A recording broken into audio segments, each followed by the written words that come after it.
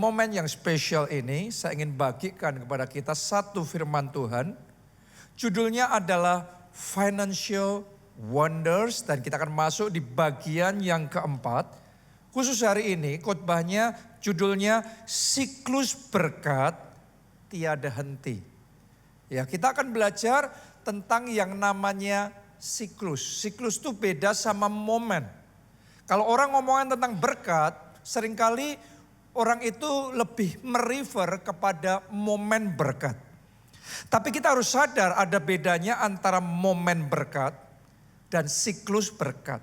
Melalui firman-Nya hari ini, saya berdoa Tuhan akan bawa kita semuanya naik level ke dimensi yang baru. Bukan hanya ngalami satu momen berkat, tapi Anda akan dibawa masuk dalam siklus berkat yang terus menerus, yang tiada henti dari generasi ke generasi berikutnya terjadi di dalam kehidupan saudara.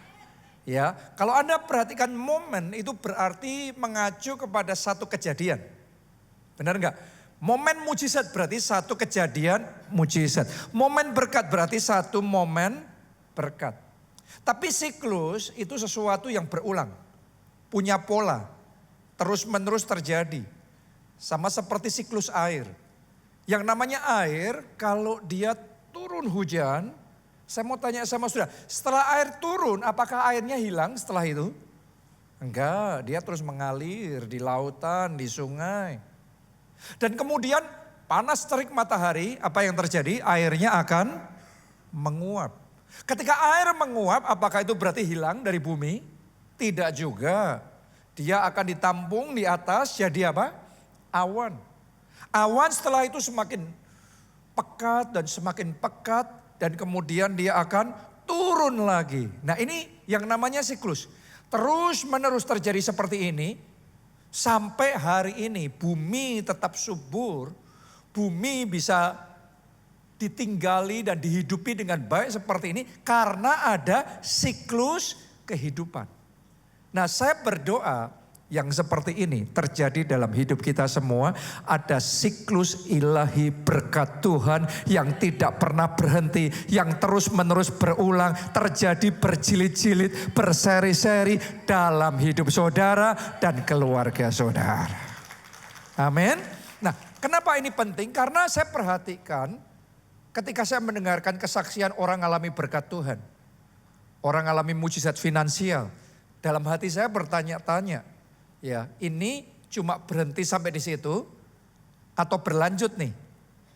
Apakah satu kejadian mujizat berkat Tuhan itu saja atau berkat itu akan terus mengalir? Karena di Alkitab ada juga kisah tentang orang-orang yang keberkatan luar biasa, masalahnya cuma satu musim. Kalau Anda masih ingat waktu di zamannya Yusuf, pernah terjadi yang namanya 7 tahun kelimpahan, kemudian ada lagi 7 tahun kelaparan. Saya mau tanya sama saudara, semua orang Mesir yang ada di tanah Mesir pada waktu itu ngalami 7 tahun kelimpahan enggak? Semuanya ngalami. Bisnis apapun jadi. Apa saja yang mereka kerjakan berhasil. Pekerjaannya, bisnisnya banjir order. Pekerjaannya naik luar biasa. Berkat tercurah, dahsyat sekali. 7 tahun mereka kelimpahan dengan berkat yang luar biasa. Itu satu blessing yang daripada Tuhan, satu mujizat finansial yang luar biasa terjadi dalam hidup mereka. Cuma masalahnya situasi yang seperti itu tidak berlangsung selamanya. Setelah 7 tahun itu genap, maka mereka berganti musim masuk ke babak yang berikutnya, yaitu 7 tahun kelaparan. Ketika 7 tahun kelaparan tiba, mayoritas orang Mesir pada waktu itu dalam sekejap, gak butuh waktu yang lama, semuanya jatuh miskin. Tiba-tiba terjadi kebangkrutan yang luar biasa, PHK di mana-mana, orang kehilangan pekerjaan, orang kehilangan penghasilan, orang kehilangan harta mereka, harus dijual semuanya, simpanan mereka ambles semuanya, tabungan mereka habis semuanya, harta mereka emas, perak, permata, ternak-ternaknya dijual, sampai tanah-tanahnya dijual, sampai habis. Artinya orang yang sama, yang tadinya keberkatan yang luar biasa, masalahnya berkatnya cuma satu musim. Ketika musim berganti, tiba-tiba seolah-olah semuanya berubah di dalam kehidupan mereka. Nah, saya mesti ngomong begini sama saudara, musim dalam hidup ini selalu akan berganti. Tapi doa saya dalam hidup jemaat GKA yang ada di tempat ini, Anda juga yang mengikuti secara online, tidak peduli musim apapun datang dalam hidup kita, tetapi pemeliharaan Tuhan tetap nyata, tangannya tetap bertindak, penjagaannya sempurna, anugerahnya tiada henti di dalam hidup kita. Kasih tepuk tangan yang paling meriah buat Tuhan kita. Siapa yang mau mengalami seperti itu? Siklus berkat tiada henti, gak peduli musim seperti apapun. Tapi Anda terus keberkatan dari Tuhan. Anda bergerak from blessing to blessing, from glory to glory, from level to level. Semuanya mau? Ya, kita belajar ya, ada rahasia yang akan saya bagikan. 3 rahasia firman Tuhan yang membawa kita berpindah dari momen berkat pada siklus berkat tiada henti. Kita mulai dari yang pertama. Yang pertama, ini kata kuncinya, yaitu kesetiaan. Ya, kalau Anda mau ngalami momen blessing menjadi siklus berkat tiada henti, kuncinya setia. Kesetiaan adalah irama ilahi untuk menjaga siklus berkat itu. Jadi kalau saudara sadar bahwa Anda ngalami satu blessing, satu terobosan finansial, satu promosi, satu berkat Tuhan yang luar biasa. Karena ada rahasia tertentu yang sudah Anda lakukan. Saya mau ngomong sama saudara, belajar setia. Yang namanya ketaatan, semua orang bisa taat. Tapi saya ingin ajak saudara, taatnya yang konsisten. Itu namanya setia. Iya.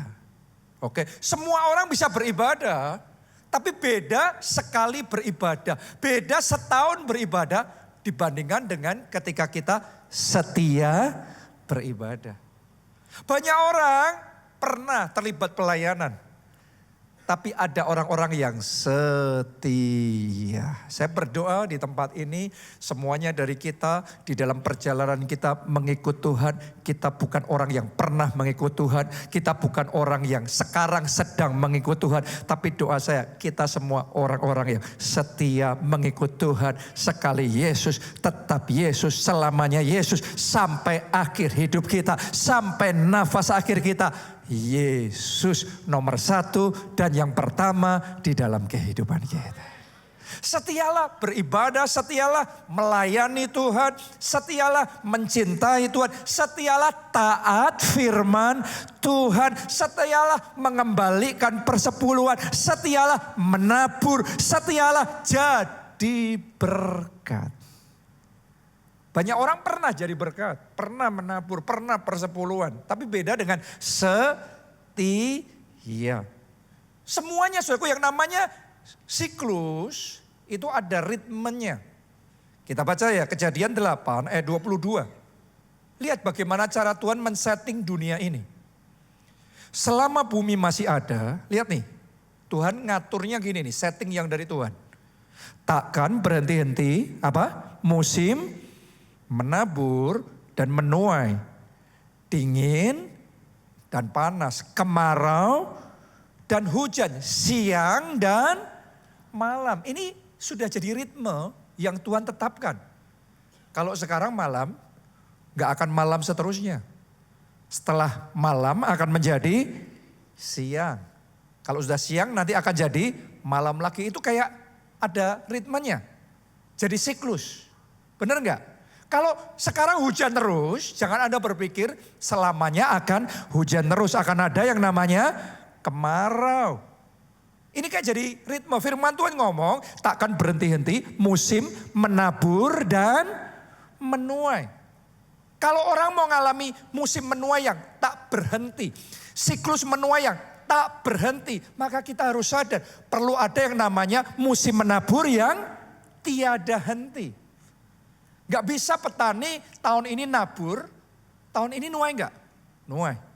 Terus kemudian tahun depan dia nggak nabur, terus dia berharap tuaian. Bisa apa tidak? Nggak bisa. Petani yang wajar saudaraku, dia nggak mungkin berharap tahun depan menuai kalau tahun depan tidak menabur. Makanya menabur itu adalah sebuah ritme yang memastikan tuaian tiada henti akan datang di dalam kehidupan kita. Jadi doa saya di tempat ini, kita bukan orang yang pernah menabur, pernah taat firman Tuhan. Doa saya, kita orang yang setia menabur. Kita orang yang setia untuk jadi berkat. Kita adalah orang yang setia sama Tuhan. Dan kita melihat siklus berkat Tuhan akan dinyatakan di dalam hidup kita. Mari kita baca Galatia 6 ayatnya yang ke-9. Ditulis begini, janganlah kita jemu-jemu berbuat baik. Lihat nih, orang jahat pun bisa berbuat baik enggak? Bisa, sekali berbuat baik, dulu berbuat baik. Bukan berarti dia terus berbuat baik. No, firman Tuhan ngomong kalau kamu berbuat baik itu jangan sekali dua kali. Tapi jangan jemu-jemu berbuat baik, artinya berbuat baiknya yang konsisten. Setia berbuat baik. Karena apabila sudah datang waktunya, kita akan menuai jika kita tidak menjadi lemah. Saya berdoa Anda termasuk yang menuai. Anda juga menuai tahun ini. Anda menuai, ada tuaian dahsyat Tuhan kerjakan di dalam hidup saudara. Karena itu butuh setia dalam berbuat baik. Ini yang firman Tuhan ajarkan. Kalau Anda bekerja keras itu juga berbuat baik. Anda kerja keras dan karena itu Anda sukses. Saya mau ngomong sama saudara, jangan di awal ketika engkau merintis bisnis kerja keras, tapi setelah diangkat diberkati berhenti kerja kerasnya. Jangan setelah diterima bekerja setahun pertama kerja keras, setelah itu tahun-tahun berikutnya turun kerja kerasnya. No. Belajar setia di dalam pekerjaan yang Tuhan berikan. Anda setia di dalam bisnis yang Tuhan percayakan. Belajar setia. Buat orang yang setia, yang tidak menjadi lemah di dalam berbuat baik, di dalam menabur, ia akan menuai. Jadi doa saya tahun ini Anda menuai, bahkan tuaiannya tidak berhenti. Siklus tuaian, siklus berkat tiada henti dimulai dalam hidup saudara. Katakan amin dan tepuk tangannya yang paling meriah buat Tuhan kita. Anda boleh belajar di dalam firman Tuhan, bagaimana Tuhan mengajarkan kepada kita umatnya, menabur itu bukan hanya di musim yang baik. Tapi di musim yang tidak baik juga. Bukan hanya di musim yang seolah-olah tepat. Tapi di musim yang rasanya tidak tepat pun, Tuhan juga mengajarkan kepada umatnya untuk menabur. Kita baca ya kisahnya tentang Ishak. Kejadian 26 ayat 12 sampai 13. Maka menaburlah Ishak di tanah itu dan dalam tahun itu juga ia mendapat hasil 100 kali lipat sebab ia diberkati Tuhan. Ayat 13. Perhatikan nih ayat 13. Dan orang itu menjadi kaya. Coba Anda lanjutkan, baca berikutnya. Apa tulisnya? Bahkan kian lama, kian kaya. Sehingga ia menjadi sangat kaya. Dari ayat yang ini, saudara bisa nggak ngambil kesimpulan Ishak naburnya sekali atau berkali-kali? Ishak menuainya sekali atau berkali-kali? Kalau dia dapat tuaiannya besar sekali, 100 kali lipat cuma sekali, maka ditulis Ishak menjadi kaya, titik. Betul apa tidak? Tapi di situ Anda bisa melihat, setelah dia jadi kaya, apa berikutnya? Bahkan kian lama, kian kaya. Berarti ini momen berkat atau siklus berkat? Ini jadi siklus nih. Dia berpindah dari momen jadi siklus. Siklus berkat. Kian lama, kian kaya, dan ia menjadi sangat kaya. Sama-sama kaya ada beda levelnya. Ditulis dalam firman Tuhan di sini. Artinya dia dibawa dari satu level ke level berikutnya. Dari satu blessing ke blessing berikutnya. Dari satu tuaian ke tuaian berikutnya. Dan untuk dia ngalami seperti ini, Tuhan ngajarin dia untuk menabur. Di musim yang baik Ishak menabur, karena itu dia diberkati.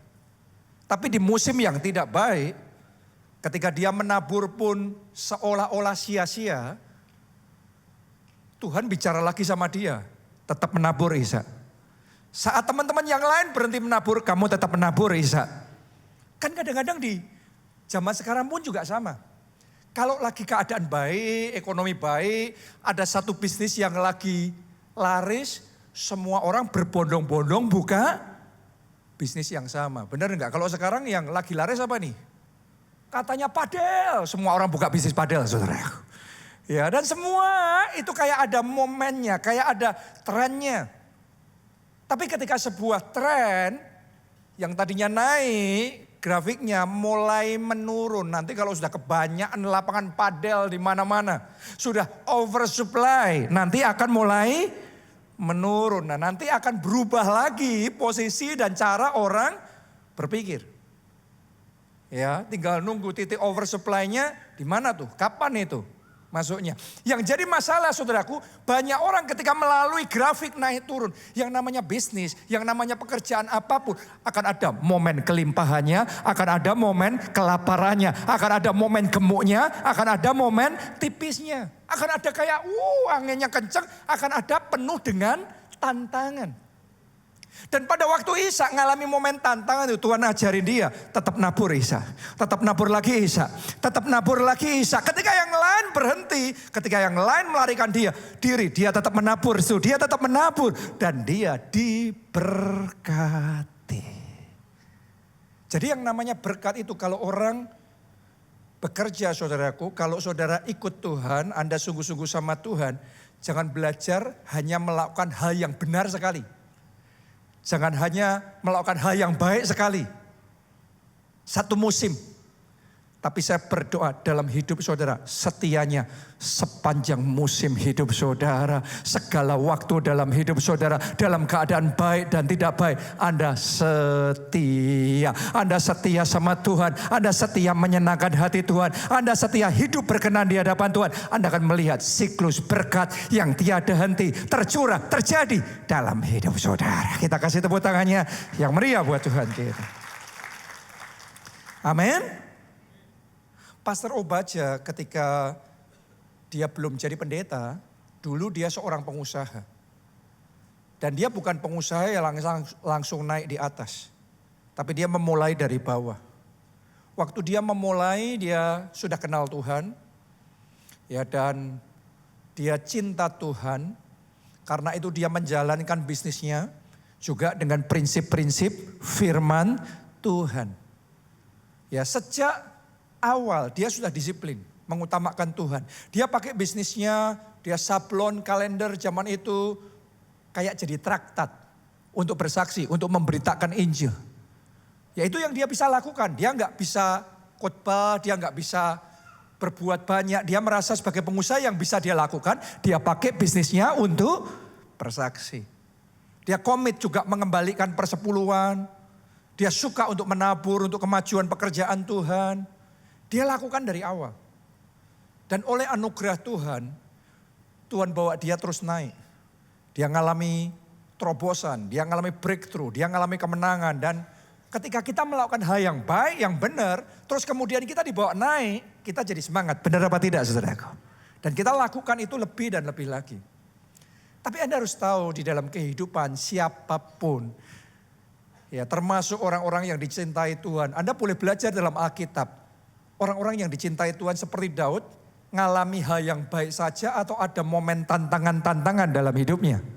Semua orang selalu ngalami momen tantangan. Ada momennya ketika musim berganti, 7 tahun kelimpahan, ganti 7 tahun kelaparan. Ada momen Tuhan izinkan juga ngalami, Pak Obaja ngalami tantangan. Secara finansial ngalami tantangan. Secara pekerjaan sampai akhirnya bisnisnya habis, pabriknya harus dijual. Padahal sudah melayani Tuhan. Sudah sungguh-sungguh sama Tuhan. Nah banyak orang ketika musim berganti terus kecewa sama Tuhan. Terus ninggalin Tuhan. Tapi saya bersyukur saudaraku. Pak Obaja ini seperti Ishak. Ya, dalam kondisi apapun Tuhan tetap nomor 1. Cinta Tuhan tetap lebih dari segala-galanya. Mengutamakan Tuhan harus jadi prioritas di dalam kehidupannya. Jadi dia bukan hanya menabur di masa yang baik. Di masa yang tidak baik tetap menabur. Dia bukan hanya persepuluhan ketika bisnisnya cuan. Tapi bahkan ketika pabriknya kolaps, harus dijual, ya dalam keadaan yang terbatas, tetap komit mengembalikan persepuluhan dengan yang apa yang ada, yang bisa, yang dia bisa lakukan untuk Tuhan. Dan ternyata Tuhan melihat kesetiaan. Saya berdoa Tuhan juga melihat kesetiaan saudara. Manusia mungkin gak melihat, tapi Tuhan melihat hati saudara, Tuhan melihat kesetiaan saudara. Dan ketika Tuhan melihat kesetiaan Pak Obaja, itu momen yang luar biasa. Sejak saat itu kayak open heaven.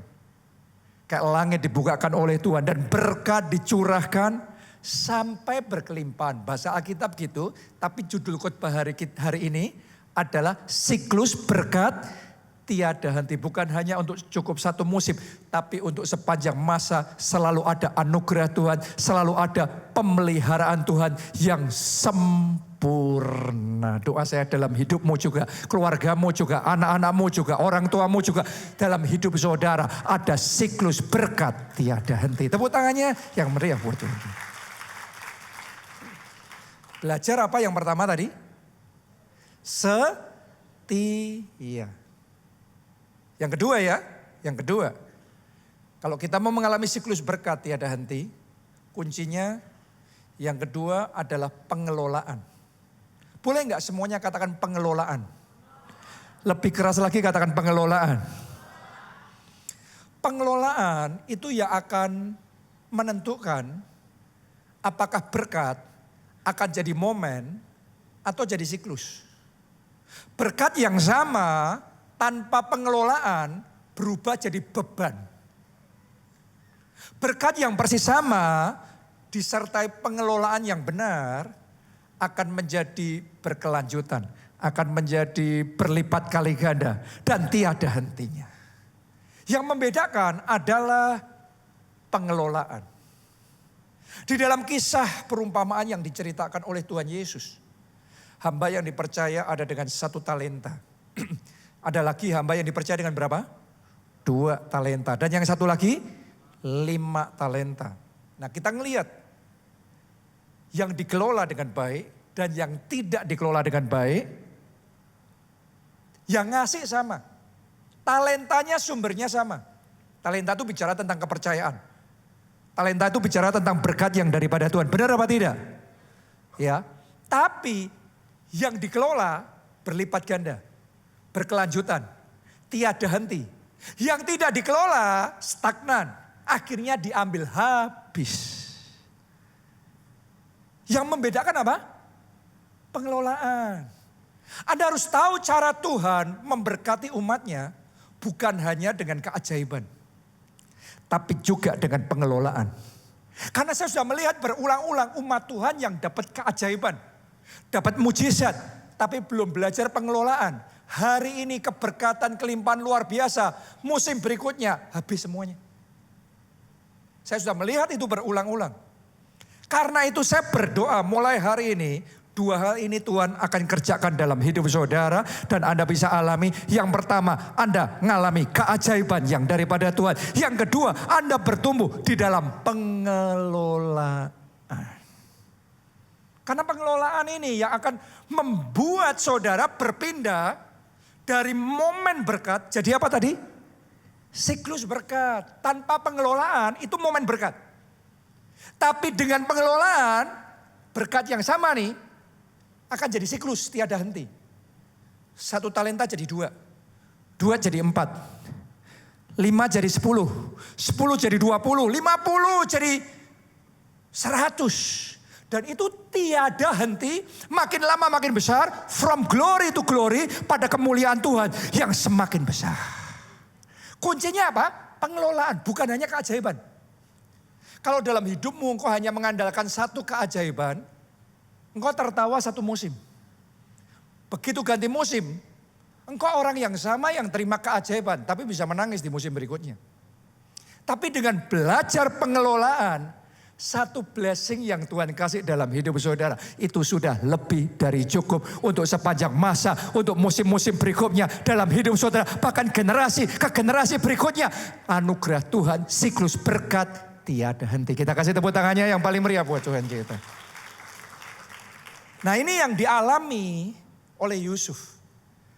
Tadi kita sudah belajar ya, di zamannya Yusuf ada terjadi 7 tahun kelimpahan dan kemudian 7 tahun kekurangan. Periodenya sama, pengalamannya semua sama, bisnisnya ngalami semuanya sama kayak gitu. Di tempat yang sama, lokasi yang sama, di Mesir.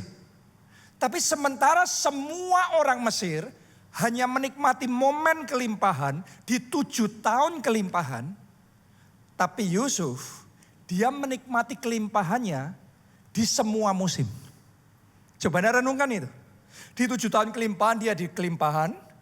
Di 7 tahun kelaparan, benar dia juga gagal panen. Bisnisnya juga ambles. Tapi sekalipun dia ngalami itu, dia tetap kelimpahan. Bahkan dia melejit naik lebih drastis. Sementara semua orang kehilangan segalanya, tapi Yusuf dapat segalanya. Padahal musimnya sama, pengalamannya sama. Apa yang membedakan? Kuncinya pengelolaan. Sekali lagi saya mau ajak sudah semuanya katakan pengelolaan. Kita belajar ya gimana caranya Yusuf mengelola berkat dari Tuhan sehingga momen jadi siklus. Kita baca Kejadian 41 ayat yang ke-34 sampai 36. Yusuf ngomong sama Firaun gini nih, ini strateginya nih Firaun. Baiklah juga tuanku Firaun berbuat begini, yakni menempatkan penilik-penilik atas negeri ini, dan dalam ke-7 tahun kelimpahan itu memungut berapa banyak? 1/5 dari hasil tanah Mesir. 1/5 itu berapa banyak? 20%. Jadi dari penghasilan 100% dia sisihkan berapa? 10%. 20%. Mereka harus mengumpulkan segala bahan makanan dalam tahun-tahun baik yang akan datang ini, dan di bawah kuasa tuanku Firaun menimbun gandum di kota-kota sebagai bahan makanan serta menyimpannya. Demikianlah segala bahan makanan itu menjadi persediaan untuk negeri ini dalam ke-7 tahun kelaparan yang akan terjadi di tanah Mesir. Supaya negeri ini jangan binasa karena kelaparan itu. Coba Anda lihat ke depan sini baik-baik. Saya mau ngomong sama saudara, ini adalah salah satu biblical money management yang terhebat yang pernah didemonstrasikan dalam sejarah dunia ini.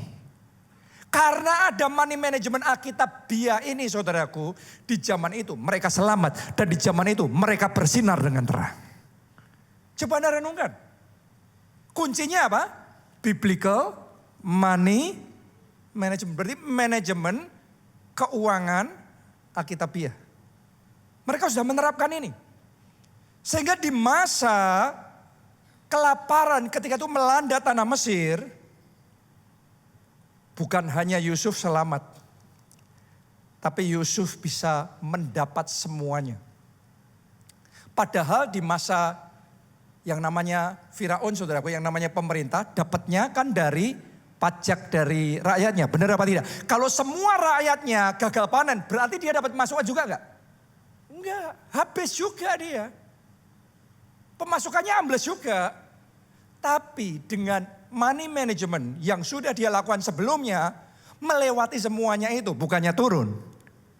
Dia tetap naik dan tidak turun. Bisnisnya bermasalah, tapi hidupnya tetap mengalami pemeliharaan. Dia tetap mengalami kelimpahan yang luar biasa. Lihat saudaraku, money management. Jadi pertanyaan saya, Anda sudah punya money management belum? Sudah punya manajemen keuangan yang Anda praktekkan dengan konsisten atau belum? Selama hidup kita seperti orang Mesir, wah diberkati. Berapapun berkatnya, habisin. Mau 2 digit pun penghasilan, habisin. Mau 3 digit pun, habisin. Selama hidup kita seperti itu, Anda harus ngerti, musim itu tidak selamanya akan hujan. Setelah hujan dia akan kemarau. Benar apa tidak? Musim itu tidak selamanya terang, benderang, siang.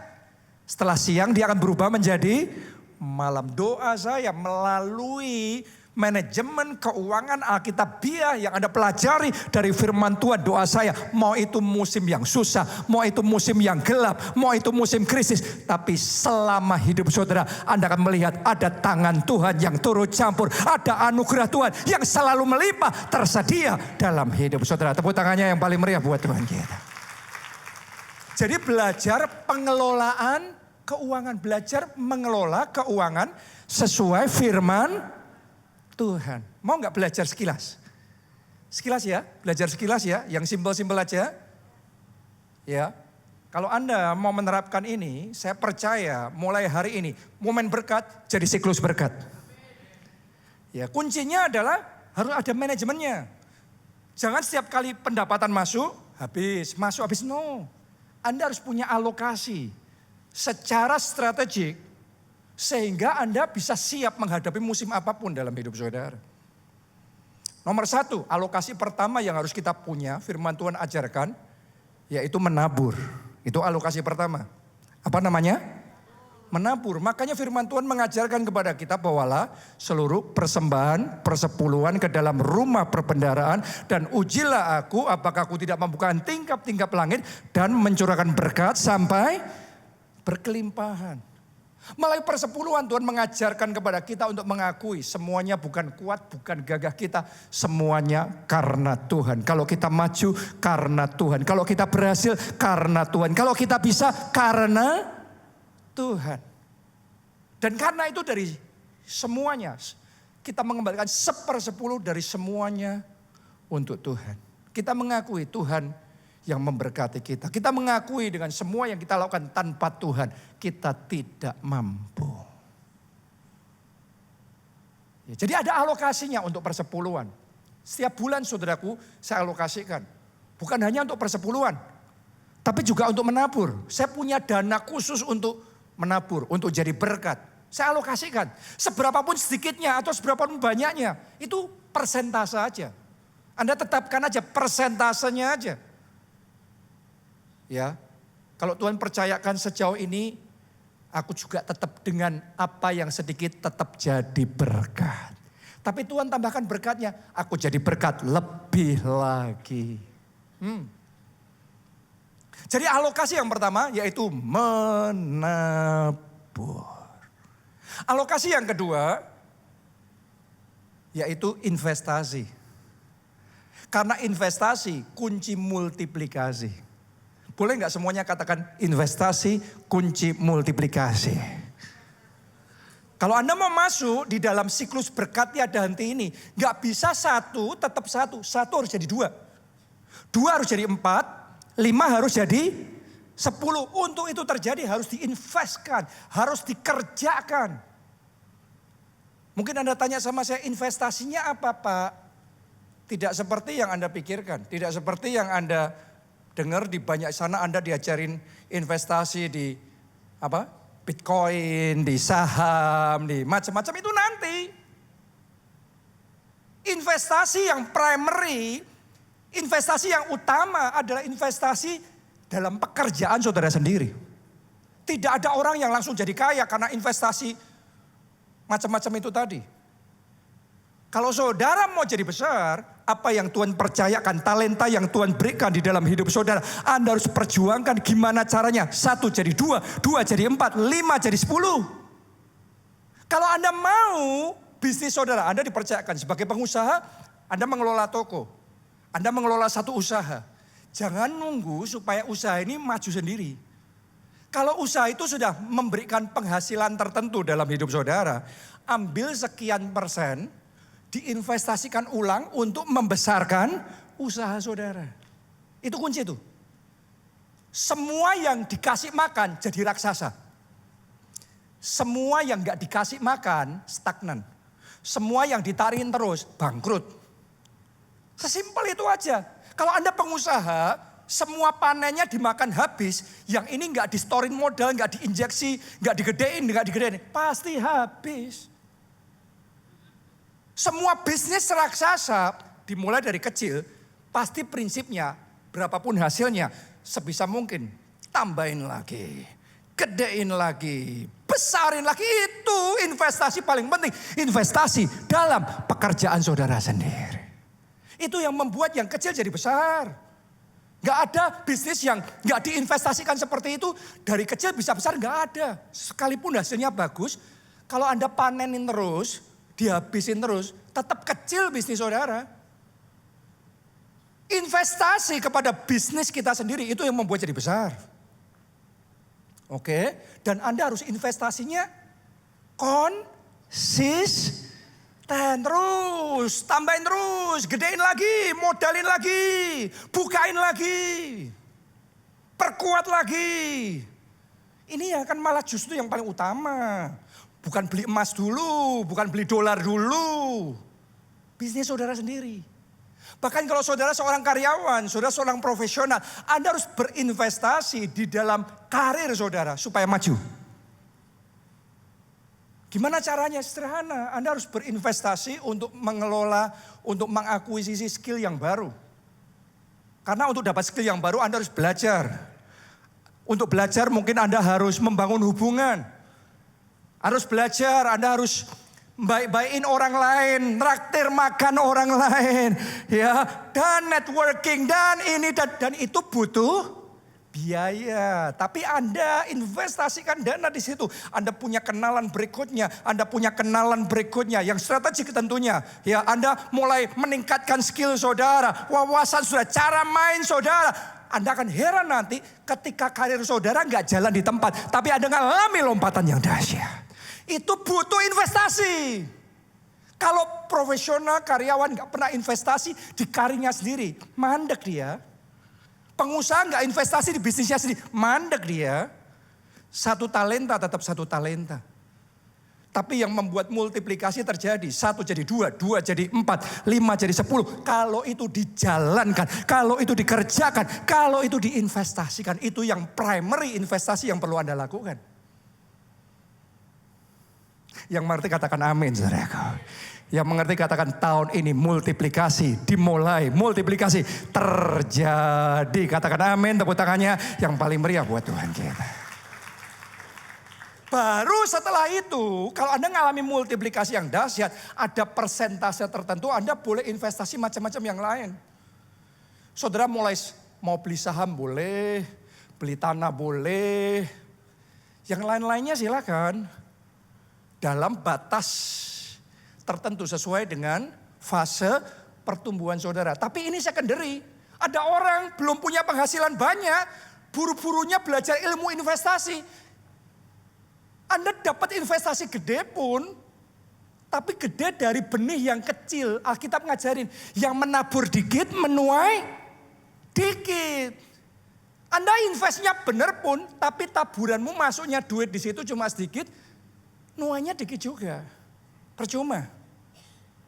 Tapi kalau saudara membesarkan yang primary terlebih dahulu, yang utama, pekerjaan Anda terlebih dahulu, bisnis, karir saudara terlebih dahulu, ini ngalami lompatan. Nanti yang secondary, invest macam-macam itu enteng buat saudara. Dan Anda ketika sudah ada di level yang di atas, cara mainnya sama orang yang di level di bawah pasti beda. Cara berpikirnya pasti berbeda. Jadi kalau kita belum invest di yang primary ini, gak perlu belajar aneh-aneh yang itu tadi. Nanti akhirnya duit saudara cuma habis untuk invest saham, tapi habis. Kripto habis, nanti apalagi semuanya habis. Itu secondary, yang utama dulu, besarin dulu talenta yang Tuhan percayakan sama saudara. Dan saya percaya orang yang setia dalam perkara kecil, ia akan dipercaya dalam perkara yang besar. Tahun ini akan ada upgrade. Tahun ini akan dibawakan saudara pada perkara-perkara yang besar. Lebih dari yang Anda pikirkan dan bayangkan. Tuhan berikan. Katakan amin, tepuk tangannya yang paling meriah buat Tuhan kita. Yang ketiga, alokasi untuk konsumsi. Baru ini konsumsi, bicara biaya hidup, kebutuhan hidup sehari-hari, makan. Perlu dialokasikan juga. Ya kalau enggak kita mati dong. Enggak ada biaya hidup, enggak ada uang makan. Tapi kuncinya Tidak lebih besar pasak daripada tiang. Jangan sampai kekurangan. Tapi nggak usah sampai glamor yang mau penampilan crazy rich. Anda belum benar-benar rich, mau kelihatan crazy rich, dapatnya cuma crazy. Oke? Nggak perlu. Anda kalau kaya, orang datang sendiri. Anda nggak perlu menyulap-nyulap diri, wah kayak orang kaya. Boncos itu. Kita nggak perlu terbuai seperti itu. Setia aja dengan talenta yang Tuhan percayakan sama saudara. Dan nikmati siklus berkat tiada henti. 1 jadi 2, 2 jadi 4, 5 jadi 10. Unlimited. Konsumsi Anda, nikmatilah hidup saudara. Kadang saya juga ngelihat ada 2 ekstrim ya. Yang satunya orang yang terlalu boros. Sehingga berapapun banyaknya selalu habis. Tapi ada satu lagi orang yang terlalu pelit saudaraku. Kaya sih, tapi kayak hidupnya kayak orang miskin. Aduh, saya berdoa setiap berkat yang Tuhan karuniakan dalam hidup saudara, Anda juga bisa menikmati berkat itu bersama dengan keluarga saudara, hidup dalam damai sejahtera dan sukacita ilahi yang daripada Tuhan. Kita kasih tepuk tangannya yang paling meriah buat Tuhan kita. Jadi yang ketiga, perlu apa? Konsumsi, tapi ada alokasinya. Dan kalau Tuhan berkati saudara, penghasilan Anda 5 juta jadi 20 juta per bulan, berarti kan 4 kali lipat. Saran saya, biaya hidupmu jangan naik 4 kali lipat. Kalau Tuhan memberikan kenaikan berkat 4 kali lipat, mungkin naik biaya hidupnya okelah 2 kali lipat. Jadi harus lebih kecil dari kenaikan yang Tuhan kasih. Itu disiplin yang saya punya dalam hidup saya. Gaya hidup saya naik, tapi tidak sebanding dengan berkat yang Tuhan berikan. Ada kenaikan, tapi in control, terkendali, gak crazy tadi. Oke, jadi alokasinya mesti yang benar. Yang terakhir ini, yang keempat, alokasinya adalah cadangan. Kayak Yusuf tadi, cadangannya berapa tadi? 20%. Kalau untuk case-nya Yusuf ya, karena dia sudah di level negara. Tapi buat kebanyakan orang mungkin belum bisa sampai di level negara, karena Yusuf mewakili Firaun kan. Ya buat kebanyakan orang mungkin Anda alokasi 10% atau sejauh apa yang Anda bisa. Ini penting sekali. Banyak orang sama sekali nggak punya dana cadangan. Tiba-tiba besoknya kena PHK, terus hidupnya gimana? Kacau balau semuanya, berantakan, kena pinjol, jatuh luar biasa. Kenapa? Gak siap, gak ada dana cadangan. Anda harus membangun dana cadangan yang cukup kokoh, cukup kuat di dalam hidup saudara. Dana cadangannya buat apa? Yang pertama tadi, untuk bantalan kalau terjadi krisis. Seperti di zamannya Yusuf, 7 tahun kekurangan, Yusuf mempersiapkan nih. Selama 7 tahun itu, saya harus ready nih. Ada gandum yang cukup untuk membuat kita bisa melalui semuanya. Jadi dana cadangan yang pertama untuk situasi apa? Emergency. Karena dalam hidup manusia, saya yakinkan saudara, siapapun Anda, akan saja ada yang namanya emergency. Keadaan mendadak, butuh dana. Anda harus punya backupnya, cadangannya. Itu yang pertama. Yang kedua, dana cadangan ini untuk biaya kesempatan. Gimana caranya orang naik melejit luar biasa? Dana cadangan. Karena kesempatan itu nggak muncul setiap saat. Ada kesempatan emas itu muncul mungkin hanya 20 tahun sekali, 10 tahun sekali. Ketika kesempatan itu muncul, kalau orang nggak punya dana cadangan, bisanya cuma gigit jari. Tapi ketika Anda punya dana cadangan, Anda bisa kerahkan itu untuk menyambar kesempatan yang ada. Dan itu yang akan membuat Anda naik levelnya kencang.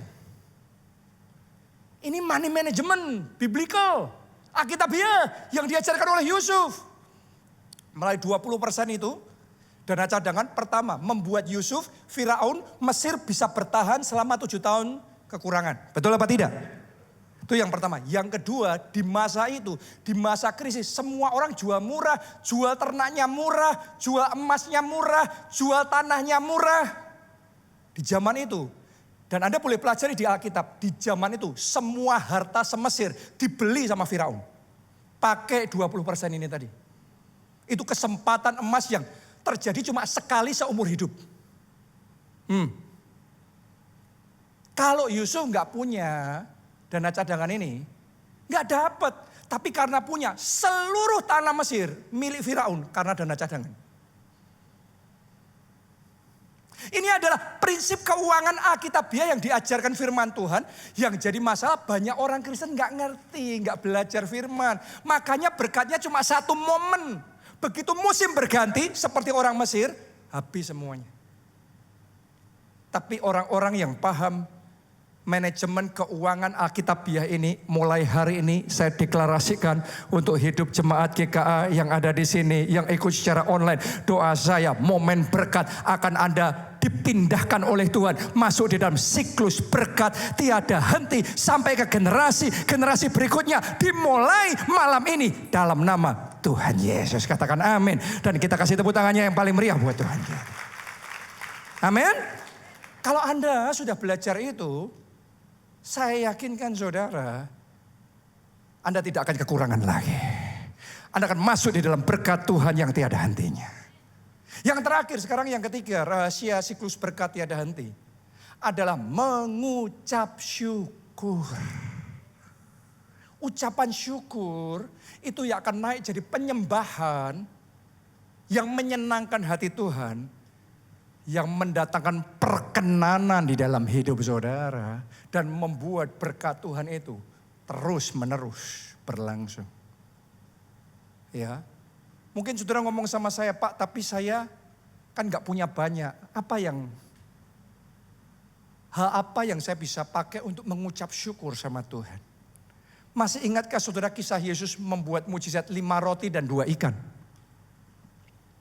Yang di tangannya cuma sedikit tuh. Itu bekal untuk 1 anak. Kebutuhannya dia harus ngasih makan berapa banyak? 5.000 orang laki-laki. Belum terhitung yang wanita dan yang anak-anak. Berarti sekitar 12.000, 15.000. Coba Anda renungkan. Yang di tangan sedikit, kebutuhannya banyak. Apakah Anda dalam keadaan yang seperti itu? Kebutuhanmu banyak. Tapi yang ada di tanganmu sedikit. Pertanyaannya, apa yang Anda lakukan dalam keadaan gitu? Banyak orang mengeluh. Banyak orang bersungut-sungut. Makanya semakin kering dalam hidupnya. Sungut-sungut, perkataan negatif membuat hidup kita tambah kering. Siklus berkat malah jadi siklus kemiskinan. Melalui sungut-sungut. Lihat yang Yesus lakukan ketika yang di tangannya sedikit. Dia bawa 5 roti 2 ikan. Dia menengadah ke langit. Dia berkata, Bapa, terima kasih. Engkau selalu mendengar doaku. Engkau selalu menjawab doa-doaku. Terima kasih engkau memberkati roti ini.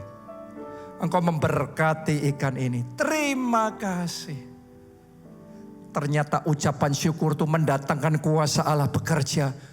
Dan 5 roti 2 ikan bisa berlipat kali ganda. Entah gimana cukup. Bukan cuma cukup, sisa. Kelimpahan 12 bakul. Kuncinya ucapan syukur. Saya mau ajak saudara malam hari ini.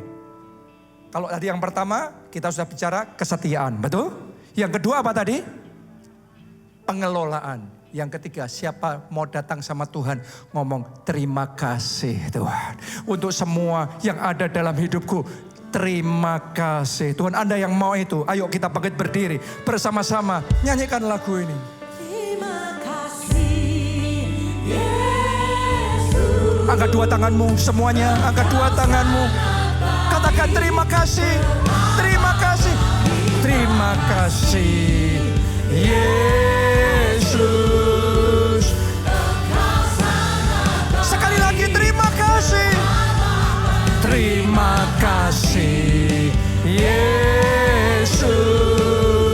Engkau sangat baik.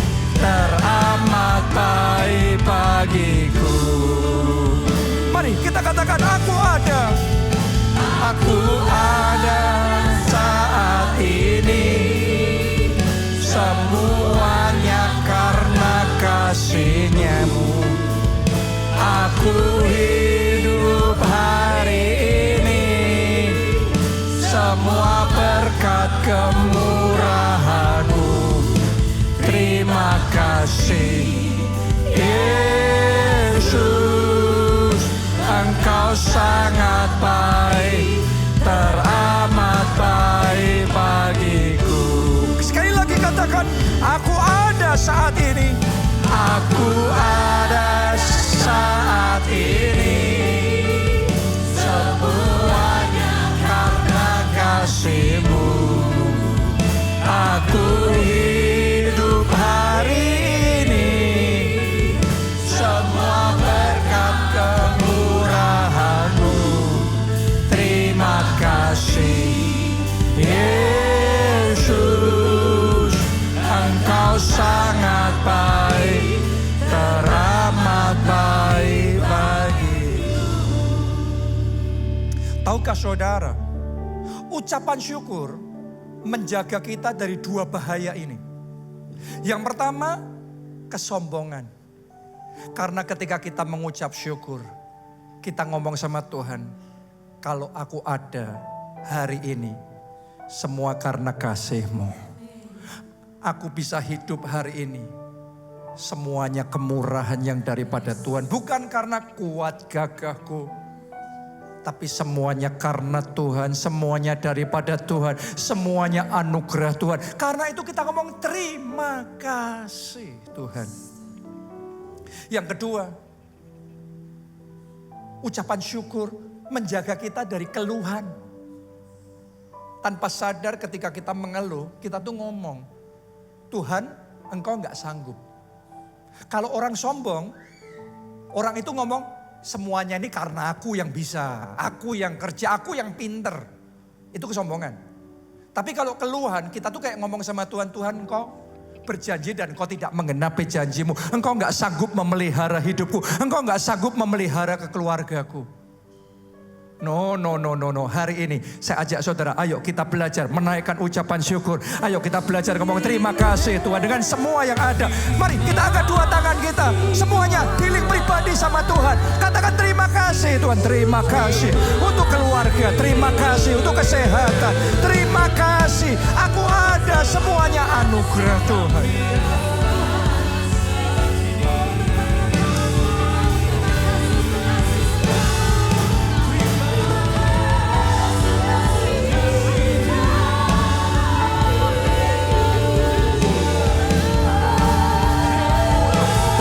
Yesus, terima kasih Tuhan, kasih-Mu, anugerah-Mu sempurna, terima kasih.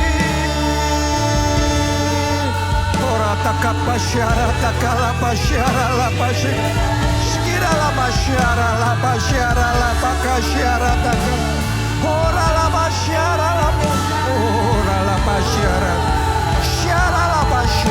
Takapasyara lapasye, era lapasyara lapasye,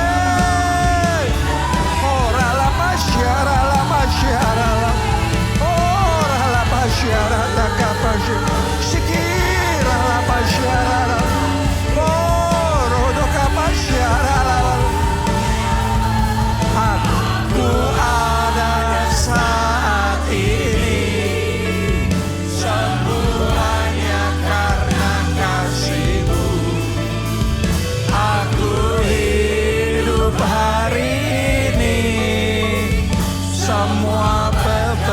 Kemurahan-Mu, terima kasih Yesus, Engkau sangat baik. Semangat saja, semangat sendiri bagiku. Katakan aku ada saat ini. Aku ada saat ini.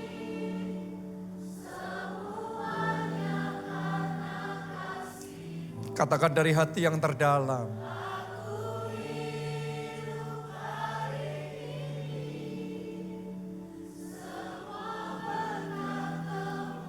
Mari katakan terima kasih.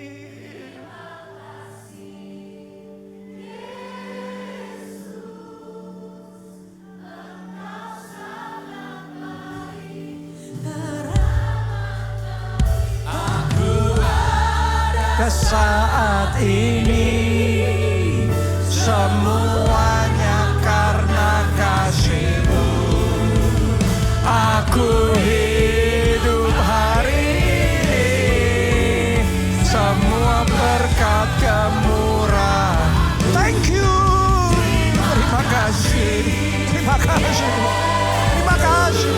Terima kasih. Terima kasih. Terima kasih. Baik bagi gadas. Mari semuanya lambaikan tanganmu, katakan semuanya karena kasih-Mu Tuhan. Aku hidup hari ini semua berkat kemurahan-Mu. Terima kasih Yesus, Engkau sangat baik, teramat baik. Terima kasih Yesus, Engkau sangat baik, teramat. Terima kasih Yesus, Engkau sangat baik, teramat baik bagiku.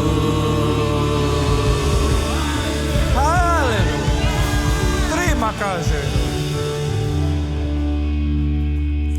Dari mulut kami ini akan selalu meluap ucapan syukur. Terima kasih Tuhan. Terima kasih Tuhan. Kami ada saat ini semua karena kasih-Mu. Kami hidup dari kemurahan-Mu ya Tuhan. Sekali lagi kami mau katakan terima kasih Tuhan. Saudaraku, mari angkat dua tanganmu dan aminkan berkat Tuhan ini. Diberkatilah saudara oleh Tuhan. Diberkatilah keluargamu oleh Tuhan. Diberkati studi dan pekerjaan saudara oleh Tuhan. Diberkati kesehatan dan masa depanmu oleh Tuhan. Dan diberkati pertumbuhan rohani serta pelayanan saudara oleh Tuhan. Kiranya hidupmu jadi berkat dan melalui kesaksianmu banyak jiwa dipertobatkan. Nama Tuhan dipermuliakan. Dalam anugerah Allah Bapa, cinta kasih Yesus Kristus dan persekutuan dengan Roh Kudus sekarang sampai selama-lamanya. Mari bersama-sama kita katakan amin.